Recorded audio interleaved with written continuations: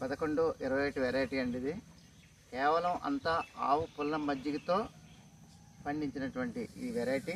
ఇదిగోండి ఇలా ఉందండి. 8 సార్లు కొట్టామండి ఇంత మట్టికి. ఆవు పుల్ల మజ్జిగి కేవలం 8 సార్లు ఊడ్చిన తర్వాత 8 సార్లు కొడితే ఇదిగోండి పంట ఈ రకంగా వచ్చింది. చూడండి, మరి ఆశాజనకంగా ఉంది. పంట మాత్రం చాలా బాగుంది.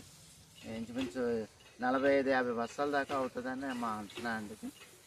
ఎరువులు కానీ పురుగు మందులు కానీ అవసరం లేకుండా ఒక ఆవు ఉంటే వ్యవసాయం చేయొచ్చని పాలేకర్ గారు ఏ విధంగా చెప్పారో అది ఇవాళ నిదర్శనం అండి. ఇది చెప్పాలంటే ఒక ఆవుని మనం పెంచుకోగలిగితే ఆ ఆవు యొక్క మూత్రం కానీ మజ్జిగ కానీ పాలు కానీ అన్నో విధంగా మనకు ఎంతో ఉపయోగపడుతుందో ఈ యొక్క పాలేకర్ గారి యొక్క విధానాన్ని మనం పాటిస్తూ ఇవాళ ఇదిగోండి మేము 10 సంవత్సరాల నుంచి ఆవు మజ్జిగతోనే వ్యవసాయం చేస్తున్నాం.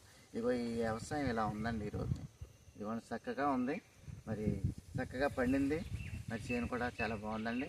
యూరియాకి ప్రత్యామ్నాయం ఆవు మజ్జిగే. మీరు యూరియాతో పని లేదు.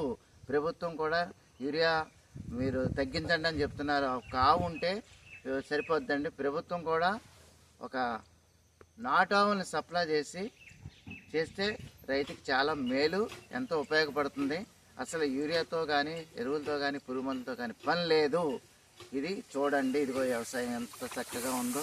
ఇదిగోండి మేము పండించినటువంటిది చూడండి ఎంత బాగా పండిందో. కేవలం ఆవు మజ్జిగ, ఆవు పుల్ల మజ్జిగే.